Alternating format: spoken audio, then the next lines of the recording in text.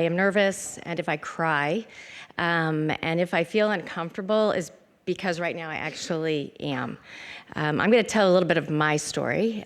So I have a professional, resume that I guess a lot of people would want to have. I'm a first-generation college student. I grew up in a low-income house. My father didn't go to college, obviously, went to vocational school, worked at the same job at the phone company for 16 years. I grew up drinking powdered milk, going to the consignment shop, and worked really hard since age 9, first job, cleaning houses in order to go to college.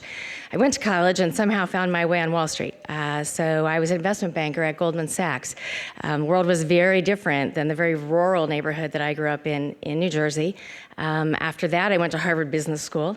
After that, I went back to Goldman Sachs because I was going to make a lot of money, and I was going to have a good nanny for my kids, and I was going to buy and sell companies for the rest of my life.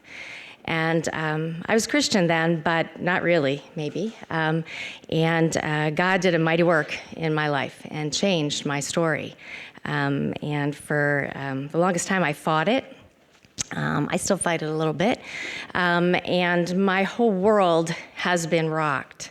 So I don't like to tell my story because it's my story and it's personal. And I've only told it once before.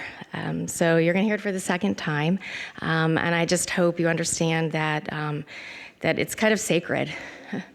And I want you to treat it as that and hopefully respect it that way. So North Chicago Community Partners, we were started in 2008, as the slide says, if you go to the next slide, by the Gorder Family Foundation. At that time, I had just finished a 10-year hiatus from work to raise 5 children. I had 5 children in 4.5 years. There's twins in there if you're doing the math. And I thought I was going to go back to banking. And I asked my small group to pray. And somehow I found myself at the Gorder Family Foundation, helping them try and figure out how to increase the impact of their philanthropy in the local community. The slide sort of says we were created because of what was not happening at that time for the children of North Chicago. There was academic failure in the schools. The public schools were not performing anywhere close to state standards. And there was financial failure happening in the schools where they were barely balancing their budget. In fact, they weren't. For about 19 years, they operated in a deficit. So there was a lot of hurt, a lot of brokenness. And the foundation just said, we can't not respond to that. So they responded.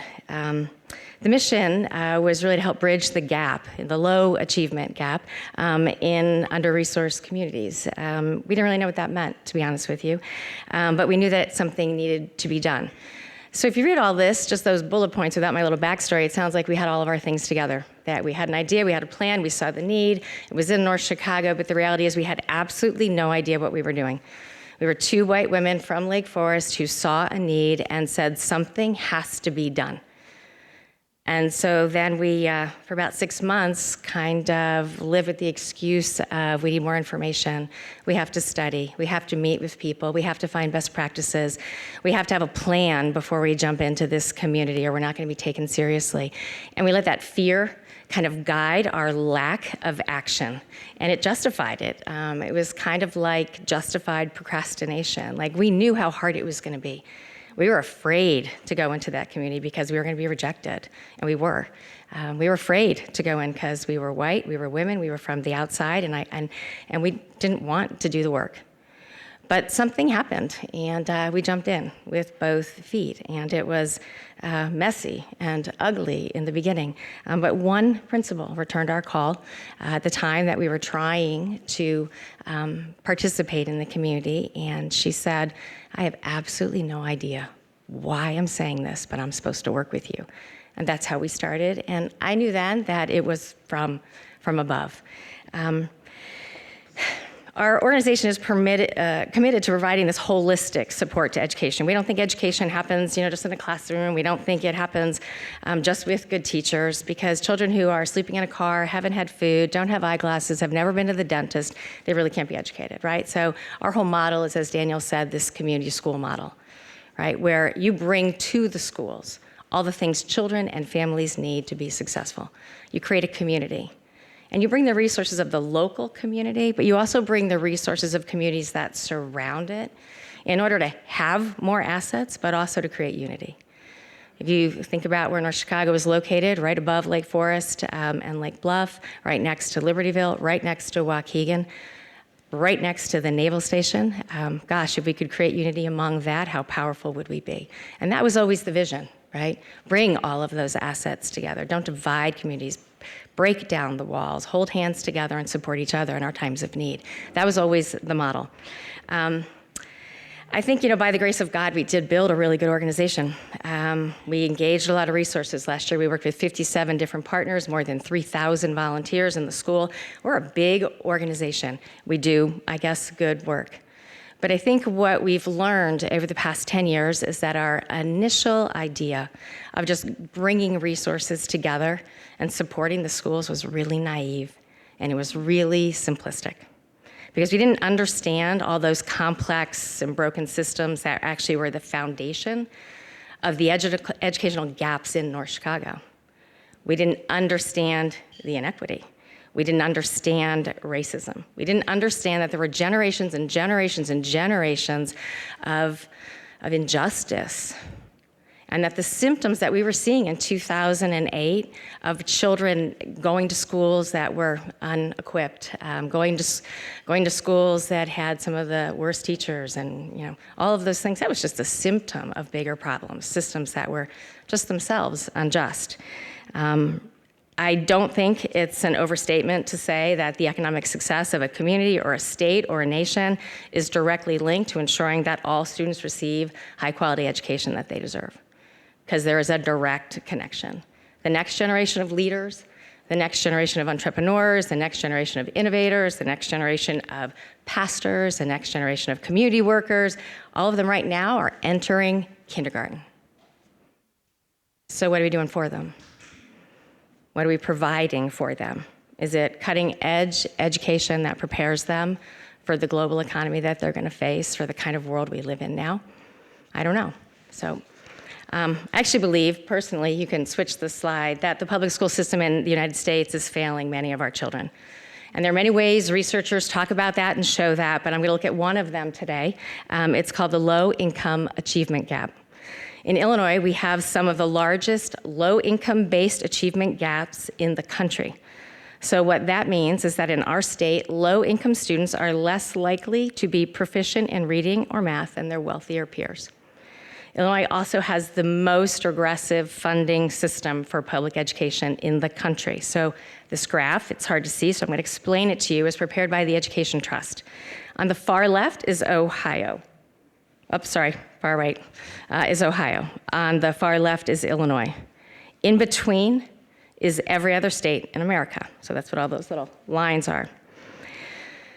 In Ohio, the highest poverty students receive 22% more in state and local funds than the lowest poverty school students. In Illinois, the highest poverty students districts receive 19% less in state and local funds than the lowest poverty school districts. And of course, research shows that if you're a student from a low-income household, you have greater social, emotional, and physical needs. So in order to ensure that you are educated, you require more services and more support in order to be successful. But yet in Illinois, these students are actually funded less than other students because we rely on real estate taxes to fund education.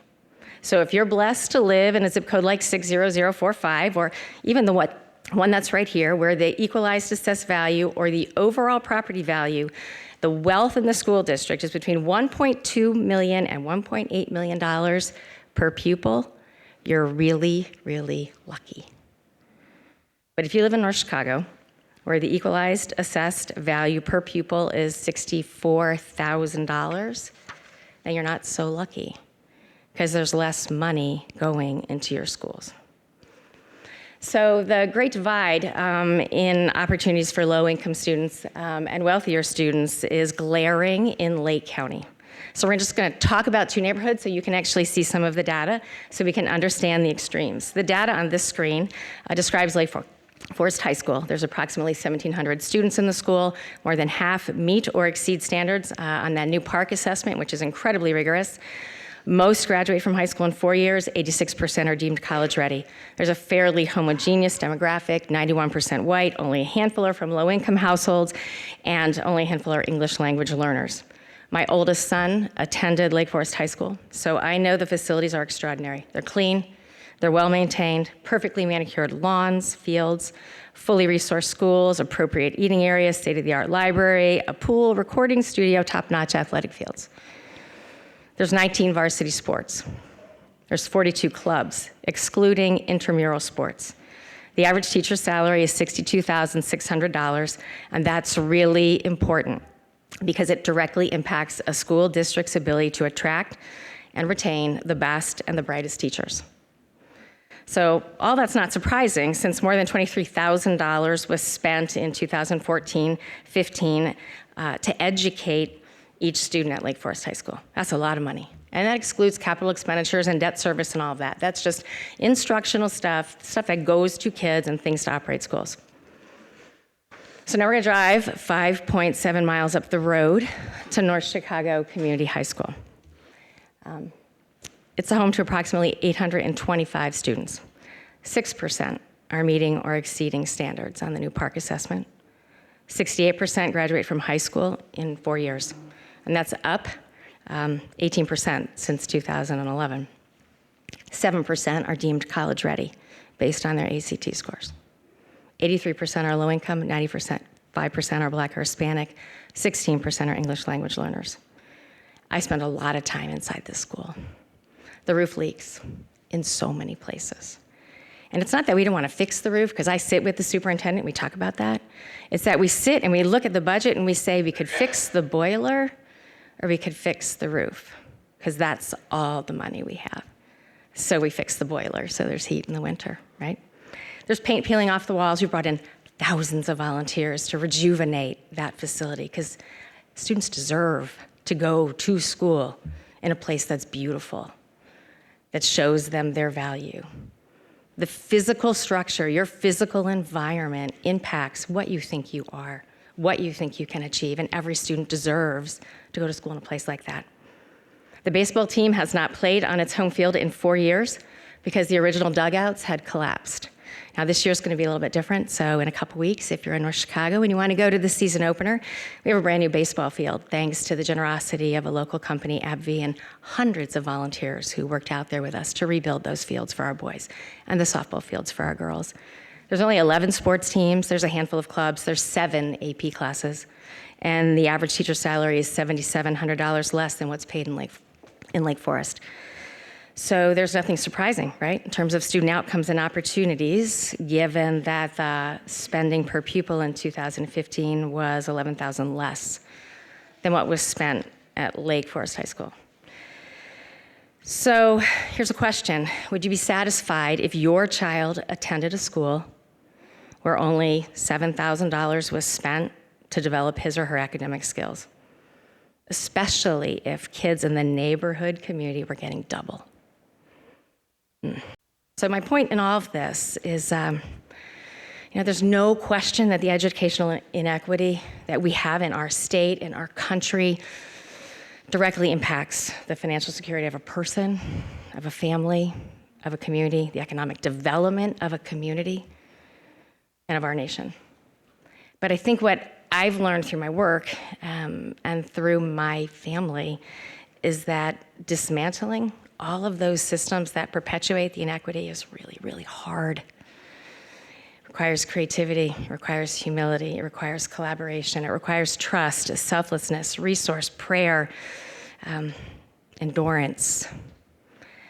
But interestingly, based on the opening remarks, I think what we've learned is it really most requires love. Love, loving your neighbor. Because I think if we do all of that, if we wrap ourselves around each other, so I see the educational inequity as an opportunity, right? I went through the first stages when we started NCCP of feeling good every day when I went to work, feeling good that I was doing something, I was fixing something, I was helping people. Ridiculousness. Now I'm angry, right? Now I go to work every day and I have kind of this righteous anger bubbling in me that it's wrong. And I go to work every day with an urgency that something has to change. And every now and then I want to lay down the cross. So I'm tired, right? And I feel like, y'all are next, and I'm the old lady. And that's what I say to my people that work for me. Half of my people are from North Chicago.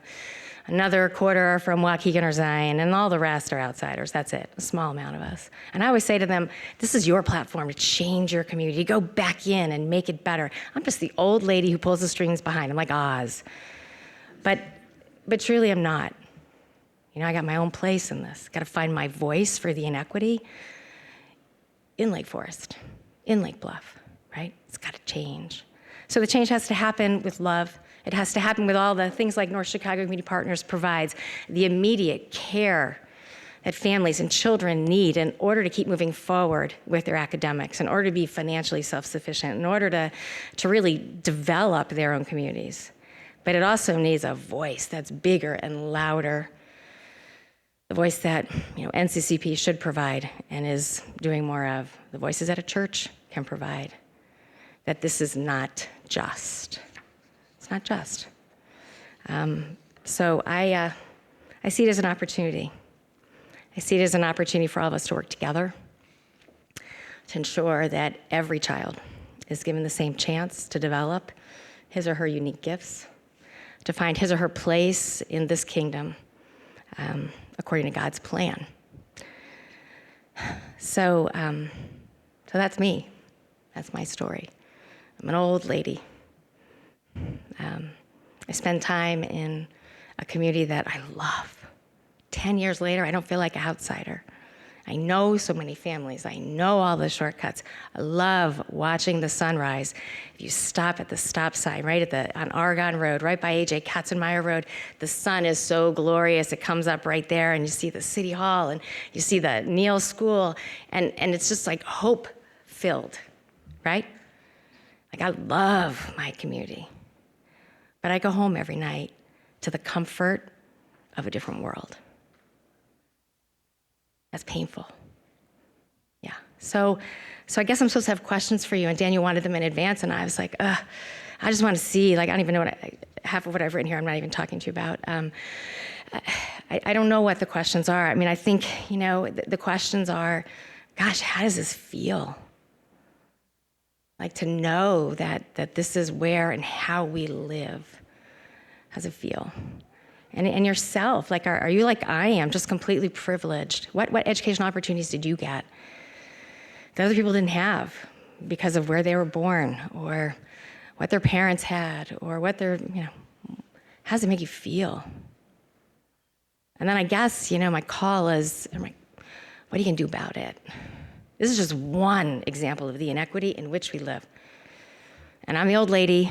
I sat through a talk by Jill Briscoe the other day who was talking about laying down her cross at 82 and said she had to pick it up. I thought, I'm only 50. Okay, I'm not laying mine down yet. It's you, though. What are you gonna do? And I know you're all tired. I know school is hard. But if you think this is hard, wait till you get out there in the field. Wait till you're thinking about your ministry. You got to find the endurance now, but you got to find the love now. And you got to figure out how all this learning is going to play out in what you do next. Because I never imagined how it would play out in my life.